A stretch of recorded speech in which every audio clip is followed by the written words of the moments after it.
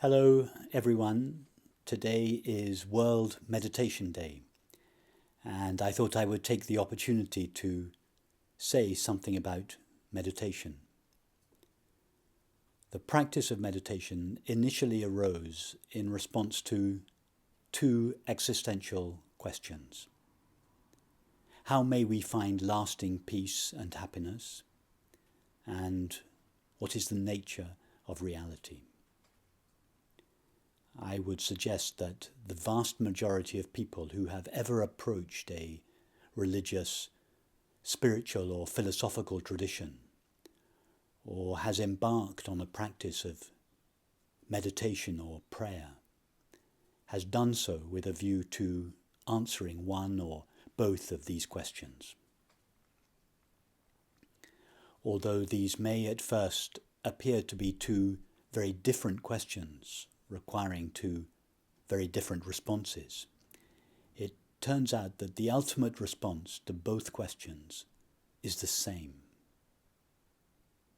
In the first case, all the great religious and spiritual traditions, and indeed the perennial philosophy, suggests that peace and happiness are the very nature of our essential self or being, and therefore can only be found in ourself. And in the second case, what is the nature of reality? These same traditions recognize that whatever is known of the universe is known by the mind, which, being limited, superimposes its own limitations on everything that it knows or experiences. Therefore, in order to know what anything truly is, it is first necessary to know the nature of the mind through which it is known. Therefore, the investigation into the nature of reality must begin with an investigation of the mind through which and with which it is known. After all, the mind itself is an emanation of the reality it seeks to know, and appears within that reality as a modulation of it. Therefore, its essential nature must be identical to the essential nature of the reality from which it emanates. So, in order to answer both questions, how may we find lasting peace and happiness? And what is the nature of reality? It is first necessary to know the nature of our own mind. And this is why the words, "Know thyself," were carved above the entrance to the Temple of Apollo at Delphi 2,500 years ago, and stand as such at the very dawn of Western civilization. And references to this maxim can be also found even earlier in the texts of ancient Egypt and the Hindu Vedas. Suffice to say that self-knowledge is the very foundation of civilization, and meditation is the art of self-knowledge. Although there are numerous meditation techniques, they can be broadly divided into two categories. The first, usually involving the disciplining of attention, focusing the mind, for instance, on a mantra, the breath, a flame, a sensation, an image, and so on. The purpose of such practices is to steady the wandering and disparate energies of the mind. For as long as the mind wanders in the realm of objective experience, it can never know its own nature, and therefore can never avail itself of its innate peace and happiness, let alone know the nature of reality. This steadying of the mind will initially give the mind some relief from its agitation and sorrow. And in time, such a mind begins to subside into its source, the presence of awareness, and the realm where peace and happiness reside. In the second approach, we question the very I or self on whose behalf our suffering arises. Who is the I when we say, I am lonely, I am anxious, I am upset? To begin with, the mind encounters thoughts, feelings, sensations. However, recognizing that none of these are essential to it, the mind discards them and continues to explore its own nature. And as the mind travels back through layers of its own experience, looking for the I or self, it is, without realizing it, being divested of all the limitations that it acquires from experience. And at some point when everything objective has been removed from it, it stands revealed as ever-present, unlimited awareness, whose nature is peace and happiness itself. In other words, the apparently separate and independently existing self, on whose behalf our suffering rises, can never be found as such. What happens to our suffering when the self on whose behalf it arises cannot be found? It can no longer stand. In its place is revealed the inherently peaceful and unconditionally fulfilled presence of awareness. That is, with this recognition, our happiness is restored.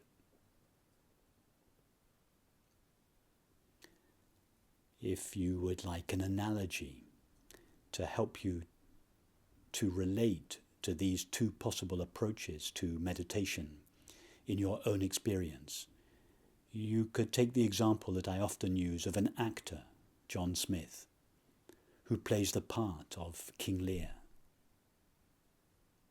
As long as John Smith does not lose touch with himself, he plays his part fully, but without suffering. As soon as he loses touch with himself and, as a result, believes and feels that he is really King Lear, his suffering begins. Now, imagine that we were to rewrite the story of King Lear, and in our altered version, King Lear meets a friend and asks them how he may find the happiness he once knew and for which he now longs. His friend has two possible remedies. One, to suggest to King Lear that he focus his attention on a sound, his breath, the empty space of the sky, and so on. In this case, a pause is introduced into the habitual stream of King Lear's thinking. A pause in which the background of awareness can filter into the foreground of his experience, bestowing its innate peace on him. Or King Lear's friend may say to him, "You are not unhappy on account of your daughters or the war with France. You are unhappy because you have forgotten who you truly are. Who are you really?" King Lear's friend is teaching him self-inquiry without ever labeling it as such. As King Lear travels back through layers of experience, disregarding everything that is not essential to him, that is, his thoughts, images, memories, feelings, sensations, perceptions, activities, and relationships, he sinks more and more deeply into himself. And at some point, King Lear can go no further. He just remains alone with himself, his naked, self-aware being. Or, I should say, his naked, self-aware being is divested of all the qualities and limitations that it had previously accumulated from experience, and remains all alone with itself. And suddenly there is the recognition, I am John Smith.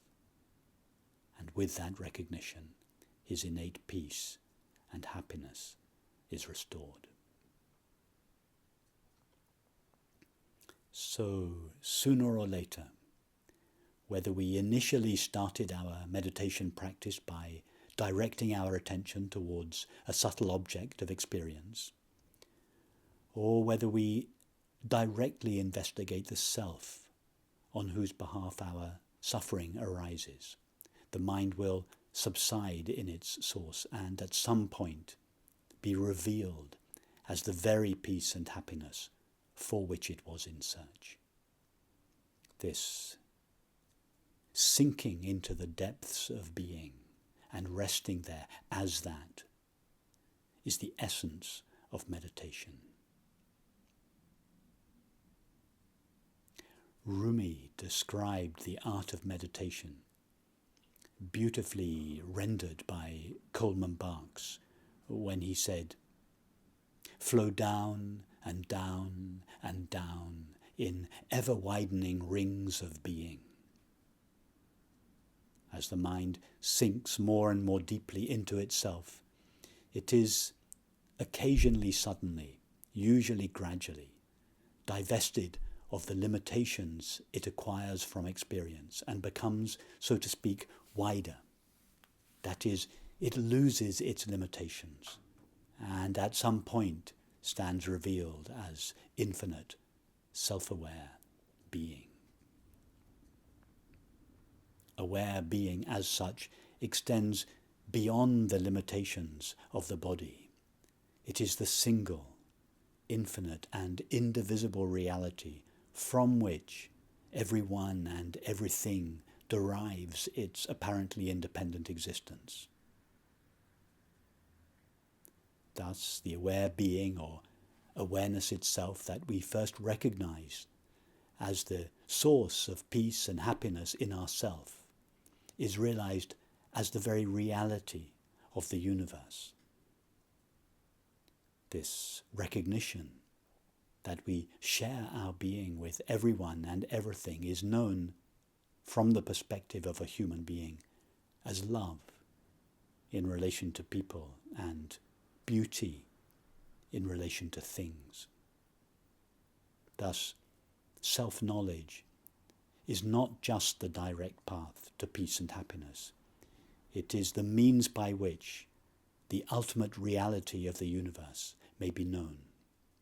Or more accurately, it is the means by which we recognize our essential, irreducible self as the very reality of the universe. In the Christian tradition, it is expressed as, I and the Father are one. That is, the reality of ourself and the reality of the universe are the same. In the Hindu tradition, Atman, the apparently individual self, and the Paramatman, the reality of the universe, are identical. In Buddhism, form is emptiness, and emptiness is form. That is, the nature of the universe, which appears to us as form, and the nature of our own mind, which, if explored, is found to be empty of all content, is the same. This is the great understanding that lies at the heart of all the great religious, philosophical and spiritual traditions, and must, as such, be the very foundation of any civilization worth the name. And at some point, the distinction between meditation and everyday life diminishes eventually disappears. The peace of our true nature accompanies us at all times in the midst of all experience. And we feel other people, all animals, and even all inanimate things as our very own self. The ultimate reality shines in our experience as peace and happiness on the inside, and as love and beauty on the outside.